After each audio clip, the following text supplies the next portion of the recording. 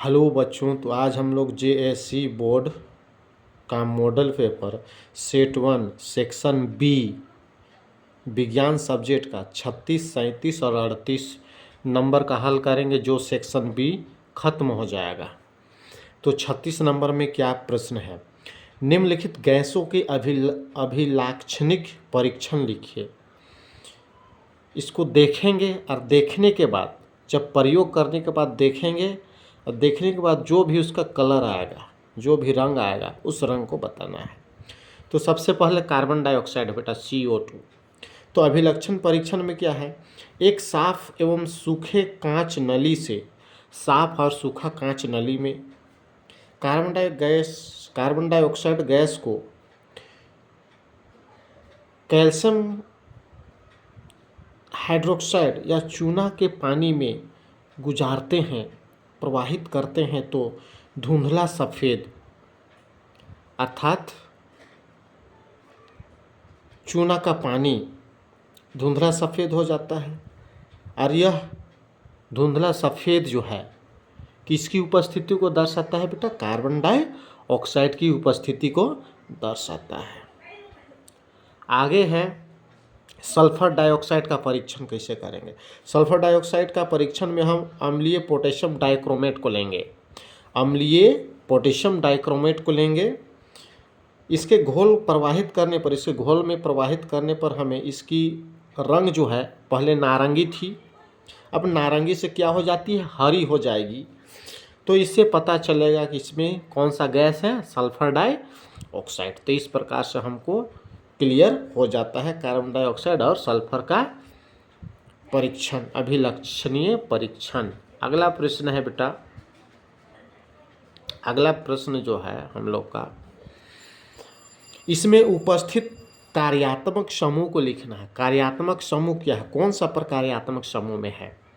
या तो कीटोन है, एल्डिहाइड है, या बहुत सारे ऐसे समूह हैं, उसमें से कौन सा है? या एल्कोहल ग्रुप का है, कौन सा है उसको बताना है। तो पहला प्रश्न है प्रोपेनॉन। प्रोपेनॉन नॉन है। प्रोपेनॉन कीटोन समूह में आएगा बेटा। CO इसका ये फॉर्मूला होता है, CO कीटोन समूह का है सदस्य। दूसरा प्रोपेनॉन।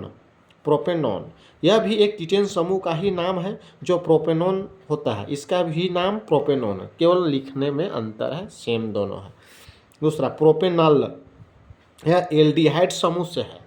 ये कौन सा समूह? एल्डिहाइड, जिसका सूत्र होता है सिंगल डैश CHO का सदस्य है, सिंगल डैश CHO, ये भी एल्डिहाइड का सदस्य है बेटा। प्रोपेनोइक, प्रोपेनोइक एसिड, यह कार्बोक्सिलिक समूह सिंगल डैश COOH का सदस्य है, कार्बोक्सिल समूह का ही सदस्य है। ये ट्रिपल बॉन्ड में लगा हुआ होता है। अगला प्रश्न है बेटा, निम्नलिखित भाग में रक्त के प्रकार ऑक्सीजन युक्त या तो ऑक्सीजन रहित, ऑक्सीजन से परिपूर्ण या ऑक्सीजन रहित का नाम बताइए और इस मार्ग का भी उल्लेख कीजिए जिसके माध्यम से वे रक्त ले जाते हैं।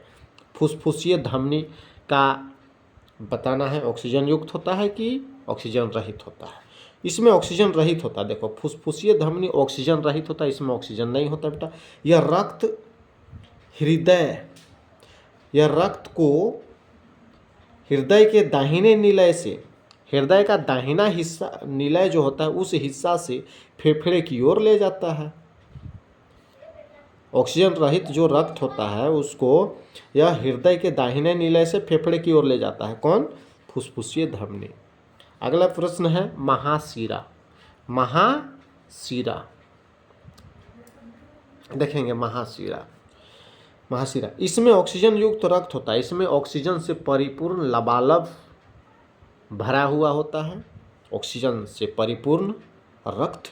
यह रक्त हृदय के बाएं निलय से, हृदय का जो बायां निलय होता है वहाँ से शरीर के सभी भागों तक परिपूर्ण लबालब पहुँचा देता है।